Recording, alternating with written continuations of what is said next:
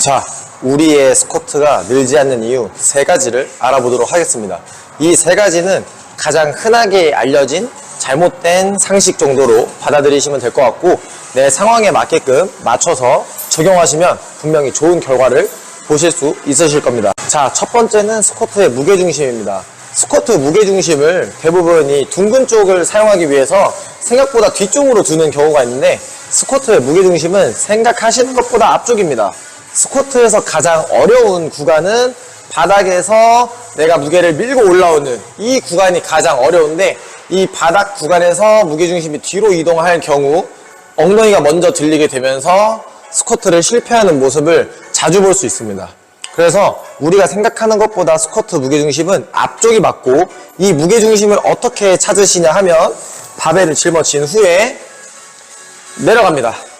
내려가셨을 때 우리의 발가락에 힘이 걸리는 이 정도 무게중심이 있어야 되고, 뒤로 가다 보면 발가락에 힘이 풀어지는 구간이 있는데, 이렇게 발가락에 힘이 풀어지면 스쿼트를 절대 성공할 수 없습니다. 그래서 생각보다 앞쪽으로 가시면 발가락에 힘이 들어가고, 이 무게중심에서 하체가 힘을 올바르게 사용할 수 있습니다. 이걸 극단적인 예로 설명을 드리면, 우리가 발가락을 들고 점프를 해봅시다. 발가락을 들면 절대 점프를 높게 뛸 수 없습니다. 하지만 우리가 발가락을 눌러주는 순간 점프는 굉장히 쉬운 동작이 됩니다. 그래서 우리가 힘을 잘 사용할 수 있는 무게중심은 뒤쪽이 아니라 생각보다 앞쪽이고요. 생각보다 앞쪽, 발가락에 힘이 들어가는 순간이 올바른 미드풋입니다. 그래서 가장 흔하게 스쿼트를 실패하는 이유 중에 하나는 무게중심이 맞지 않기 때문입니다.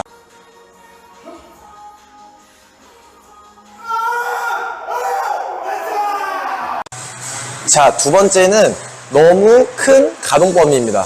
이 스쿼트를 하실 때 내가 통제할 수 있는 범위 내에서 중량을 다루셔야 안전하게 할 수 있고 올바르게 힘을 사용할 수 있는데, 대부분 내가 통제할 수 없는 범위까지 좀 과하게 가동 범위를 크게 가져가려는 분들이 계십니다. 그 스쿼트를 잘하는 사람들의 영상을 보면 가동 범위가 굉장히 큰데, 그 사람들은 그만큼 경력도 길고 가동 범위를 크게 하는 연습을 통해서 만들어진 겁니다. 즉, 이게 가동 범위를 통제할 수 없는 범위까지 크게 한다고 늘어나는 것이 아니라 내 몸의 안정성도 생기고 힘이 강해지면서 점점점 통제할 수 있는 깊이가 크게 개선되게 됩니다.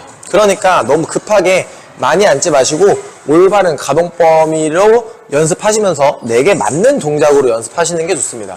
자, 예를 들어 드리면 내게 맞지 않는 가동 범위가 어떤 형식으로 나오냐면, 자, 쭉 내려갑니다. 내려가다 보면은 허벅지에 힘이 꽉 들어가는 순간이 있는데, 이 순간에서 가동 범위를 더 크게 만들면 힘이 풀리면서 버딩크가 나타나게 됩니다. 이 힘이 꽉 들어가 있는 순간을 벗어나게 되면 여기는 내가 컨트롤할 수 있는 범위가 아닌 겁니다. 그래서 자, 스쿼트를 내려갔을 때 힘이 긴장이 최대치로 올라오는 순간 그냥 올라오시면 됩니다. 내려가서 힘이 최대치로 올라오시면 됩니다. 이 구간을 굳이 이겨내면서까지 내가 깊게 스쿼트 동작을 하는 것이 스쿼트 중량을 올리는 입장에서는 전혀 효과적이지 않고 부상의 위험도 높고, 그리고 가동 범위는 강조드리지만 가동 범위는 연습을 통해서 점점 개선되는 거지, 그냥 무작정 깊게 앉는다고 해서 깊은 가동 범위로 통제할 수 있는 게 아닙니다. 그래서 가동 범위 만드는 훈련을 따로 하시는 게 좋습니다. 뭐 한발 동작, 불가리안 스플릿 스쿼트, 뭐 레그 프레스 같은 것들로 가동 범위를 따로 만드는 연습을 해주셔야 됩니다. 이제 흔히 하는 실수는 과도한 외회전입니다. 이 스쿼트를 할 때 많은 사람들이 무릎을 바깥쪽으로 벌리라고, 이렇게 벌리면서 내려가라고 많이 알려주는 것 때문에 내가 할 수 있는 것 이상으로, 필요 이상으로 외회전을 막 과도하게 벌려버리시는 분들이 계십니다. 이 힘을 과도하게 외회전으로 거는 것 또한 내 내전근과 이런 대퇴직근, 대둔근이 적절하게 힘을 발휘하는 범위를 벗어나게 되는 순간입니다. 그러니까 너무 외회전에 집중하시는 분들이 중량이 안 오릅니다. 그래서 이 무릎을 벌리는 건 내가 힘으로 벌리는 게 아니라 골반이 힙힌지가 올바르게 나오면 알아서 약간 벌어지는 거지, 내가 이걸 벌리겠다고 힘을 써버리면 오히려 힘을 잘 못 사용하게 됩니다. 그래서 이런 분들 같은 경우에는 체크하셔야 될 게 1번, 발 각도가 너무 크지 않은지를 체크해 보시면 좋습니다. 발 각도가 많이 클 경우에는 외회전을 과도하게 쓰게 되는데, 이렇게 과도하게 외회전을 벌려서 내려가는 게 절대 중량을 다루는 데 있어서는 그렇게 좋지 않습니다. 그래서 내가 너무 과도하게 외회전을 벌리고 있다면 발의 각도를 약간 좁혀서 외회전을 통제하시는 게 좋습니다. 자, 그래서 과도한 외회전에 대해서 설명을 드려보면, 발 각도를 크게 벌리고 외회전을 과도하게 주면서 이렇게 내려가시는 분들이 계십니다. 이렇게 하면은 당장에 내가 동작하기엔 편하다고 느끼실 줄 몰라도 이 회전에 대한 통제가 너무 외회전 쪽으로 가면 안 됩니다.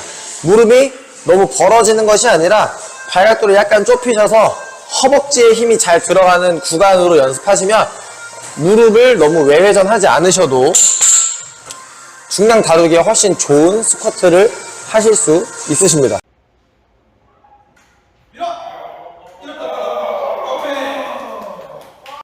마지막 세 번째, 상체의 긴장입니다.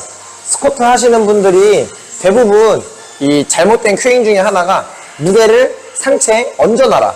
그냥 상체에는 힘을 빼고 무게를 승모근에 얹어놓으라고 하는 큐잉들이 있는데, 그 큐잉이 힘이 좋은 사람들은 받아들이기 쉬운데 애초에 코어가 약하고 힘이 약하신 분들은 받아들이기 굉장히 어려운 큐잉입니다.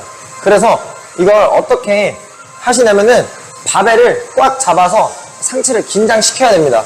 이거를 그냥 이렇게 툭 얹어 놓으세요 라고 하는 분들은 운동을 애초에 잘하는 사람들이고, 우리는 손을 세게 잡고 견갑을 딱 후인시켜서 상체를 긴장한 상태로 동작을 하셔야 코어가 무너지지 않습니다.